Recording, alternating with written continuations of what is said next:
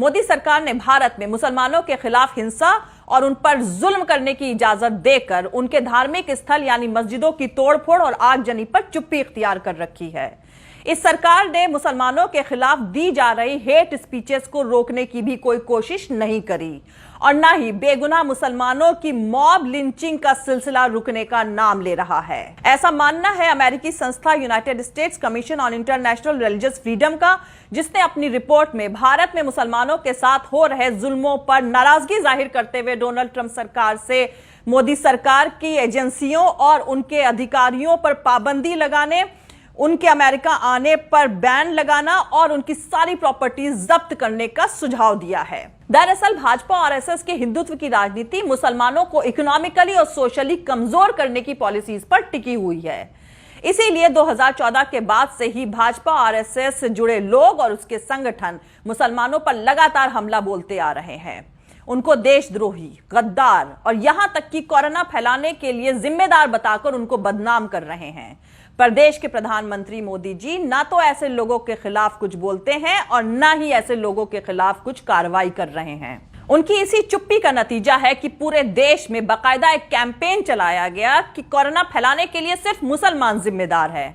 नतीजा यह हुआ कि बेगुनाह मुसलमानों की लिंचिंग हुई, ठेलों पर सब्जियां और फल बेचने वाले गरीब मुसलमानों को गलियों से खदेड़ा गया, उन पर हमले हुए।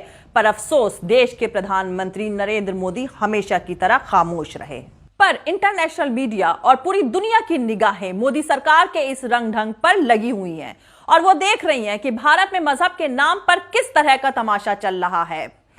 दिल्ली दंगों के दौरान और उसके बाद मुसलमानों को निशाना बनाने की खबरें आए दिन इंटरनेशनल मीडिया पर सुर्खियां बटोर रही हैं। जिस तरह भाजपा और आरएसएस की तरफ से कोरोना संकट को सांप्रदायिक रंग देकर मुसलमानों के खिलाफ नफरती प्रोपेगेंडा चलाया जा रहा है, वो पूरी दुनिया से छुपा नहीं है और न ही ये बात छुपी है कि मोदी सरकार इसको रोकने की कोई कोशिश नहीं कर रही है। पर अब शायद हालात और हवा का रुख बदल रहा है। देश के प्रधानमंत्री नरेंद्र मोदी जी ने रमजान के पाक महीने में की गई मन की बात में मुसलमानों को रमजान की मुबारकबाद देते हुए कहा कि मुस्लिम समाज के लोग अपने घरों में रहकर इबादत करें और अल्लाह से दुआ करें कि कोरोना महामारी जल्द से जल्द खत्म हो जाए। बहुत अच्छी बात है, देश और दुनिया का हर मुसलमान दुआ करेगा और कर भी रहा है कि कोरोना वायरस जैसी मुसीबत से भारत और पूरी दुनिया को जल्द से जल्द छुटकारा मिले।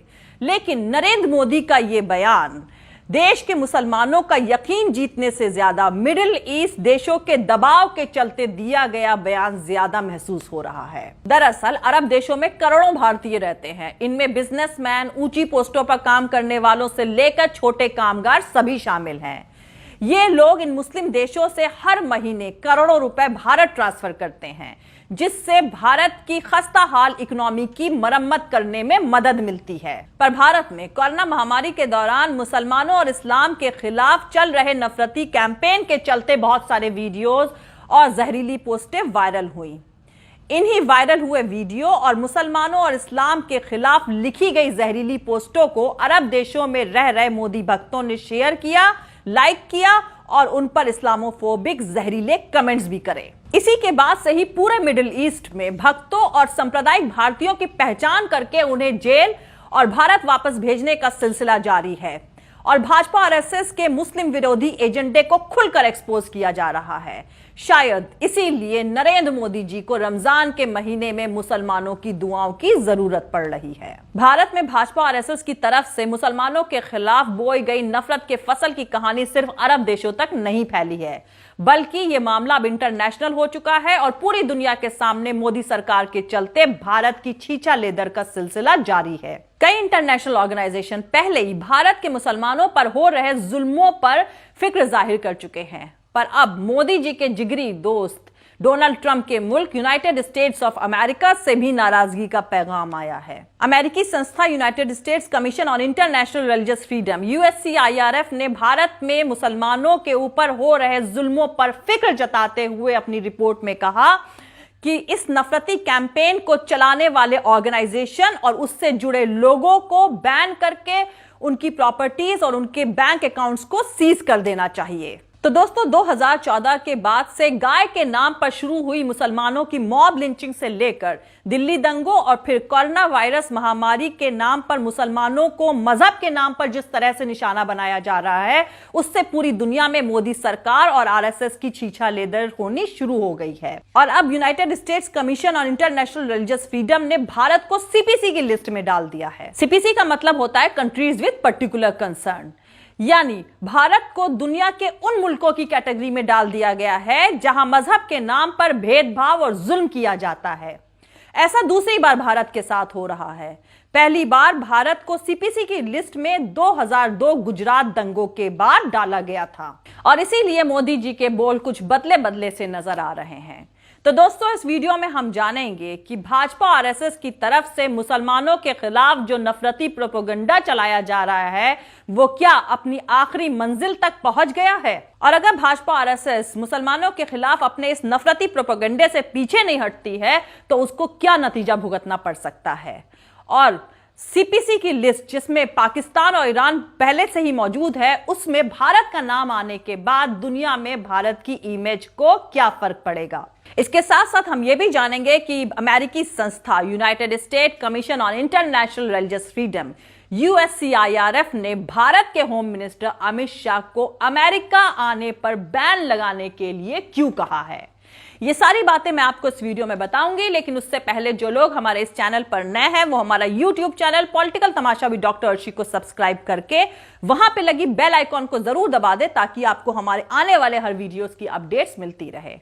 और दोस्तों अगर आपको हमारा काम पसंद आता है, हमारे वीडियोस पसंद आते हैं तो www.patreon.com DR अर्शी खान पर जाकर डोनेट करके आप हमारे काम को सपोर्ट कर सकते हैं। तो चलिए शुरू करते हैं। आज नरेंद्र मोदी के नए भारत में बीजेपी IT सेल के लोगों ने सेक्युलर नेहरू की मुस्लिम परस्त इमेज बना दी है और महात्मा गांधी जैसे लेजेंड जिनकी वजह से पूरी दुनिया में भारत और भारतीयों को इज्जत मिली है, उन्हें पहले ही मुस्लिम परस्त बताकर गोली मारी जा चुकी है।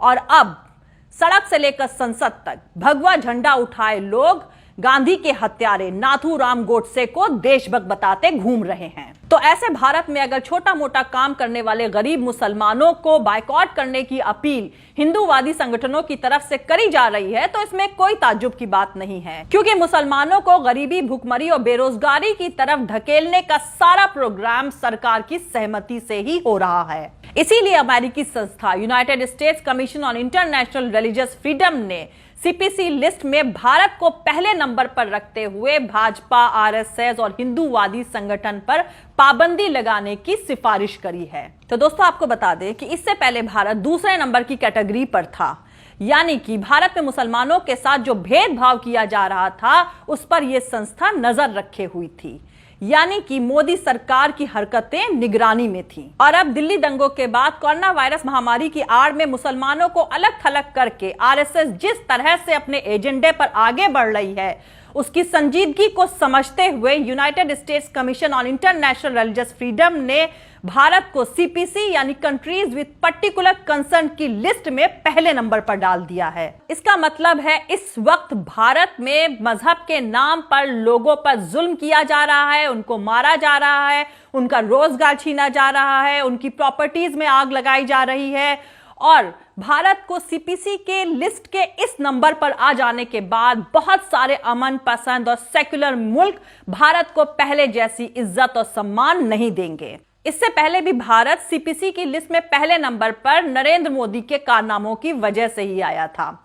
उस वक्त प्रधानमंत्री नरेंद्र मोदी जी गुजरात के मुख्यमंत्री हुआ करते थे और गुजरात 2002 दंगों के दौरान हजारों मुसलमानों की जानें गई थी। उसके बाद United states commission on international religious freedom ने भारत को सीपीसी लिस्ट के पहले नंबर पर डाला था। लेकिन 2004 के बाद से अब दोबारा भारत सीपीसी लिस्ट की पहली कैटेगरी पर आकर खड़ा हो गया है और इसका क्रेडिट भी नरेंद्र मोदी जी को ही जाता है।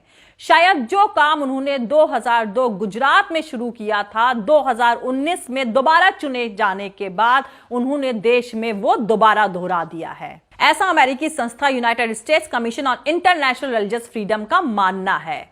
United states commission on international religious freedom ने जो रिपोर्ट पेश करी है उसके हिसाब से भारत के लिए कई तरह की मुश्किलें खड़ी हो सकती हैं, जैसे भारत को कई पाबंदियों का सामना करना पड़ सकता है। और इससे बड़ी बात यह है कि भारत की छवि को इंटरनेशनल लेवल पर बहुत गहरा धब्बा लगा है, जिसकी वजह से कई दोस्त मुल्क उससे नजर फेर सकते हैं। कमीशन का मानना है कि 2019 में मोदी जी के दोबारा चुनाव जीतने के बाद से भारत में मुसलमानों के हालात बहुत तेजी से बिगड़े हैं और मोदी सरकार ने अपने सांसदीय ताकत का मुसलमानों पर जमकर इस्तेमाल किया है। कमीशन ने अपनी रिपोर्ट में CAA, NPR, NRC का हवाला भी दिया है और कश्मीर से आर्टिकल 370 हटने और राज्य का दर्जा छीनने को भी मुसलमानों पर हो रहे जुल्मों से जोड़कर देखा है। कमीशन ने अपनी रिपोर्ट में दिल्ली दंगों के दौरान सरकार के रवैये पर भी सवाल उठाया है। United states commission on international religious freedom की रिपोर्ट में होम मिनिस्टर अमित शाह का जिक्र भी 2 बार आया है। एक बार अमित शाह की तरफ से प्रवासियों यानी एक्सपैट्रिएट्स को दीमक कहकर उनके सफाया करने वाली बात का जिक्र करते हुए United states commission on international religious freedom ने ऐसे संगठन और उससे जुड़े लोगों पर पाबंदियां लगाने, उनकी प्रॉपर्टी सीज करने और उनके अमेरिका आने पर बैन लगाने की बात कही है। तो दोस्तों, भारत सरकार के लिए इससे ज्यादा शर्मनाक बात और क्या हो सकती है। लेकिन मोदी सरकार ने इस रिपोर्ट को भेदभाव वाली रिपोर्ट बताकर इसे ठुकरा दिया है। जाहिर सी बात है, कोई भी सरकार अपने ऊपर लगे इस तरह के इल्जाम को पब्लिकली एक्सेप्ट नहीं करेगी, क्योंकि ऐसा करने पर मोदी सरकार की इंटरनेशनल लेवल पर और ज्यादा छीछा लेदर और किरकिरी होगी। और इसलिए अब मोदी सरकार को अपना रवैया बदलना ही होगा, क्योंकि अब छुपने और छुपाने से कुछ छुपने वाला नहीं है। पूरी दुनिया की आंखें अब भारत पर लगी हुई हैं।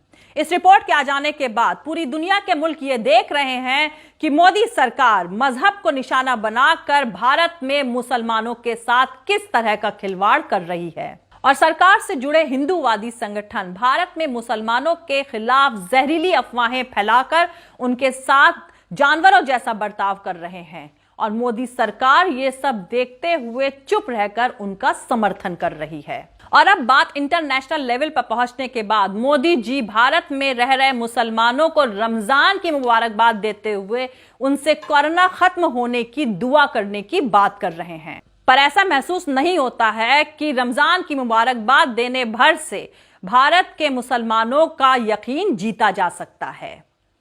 जय हिंद, सत्यमेव जयते, अल्लाह हाफिज। दोस्तों, हमारा पूरा वीडियो और दूसरे और वीडियोस देखने के लिए हमारा YouTube channel political Tamasha with doctor Arshi को सब्सक्राइब करके वहां पे लगी बेल आइकॉन को जरूर दबा दें, ताकि आपको हमारे आने वाले हर वीडियो की अपडेट्स मिलती रहे। और दोस्तों, अगर आपको हमारा काम पसंद आता है, हमारे वीडियोस पसंद आते हैं, तो www.patreon.com DR अर्शी खान पर जाकर डोनेट करके आप हमारे काम को सपोर्ट कर सकते हैं। दोस्तों, अगर आपको हमारा वीडियो पसंद आता है तो लाइक और शेयर करना हरगिज नहीं भूलें। आप हमें फॉलो भी कर सकते हैं हमारे ट्विटर, इंस्टाग्राम और फेसबुक पेज पर। Thank you. मिलते हैं अगले वीडियो में।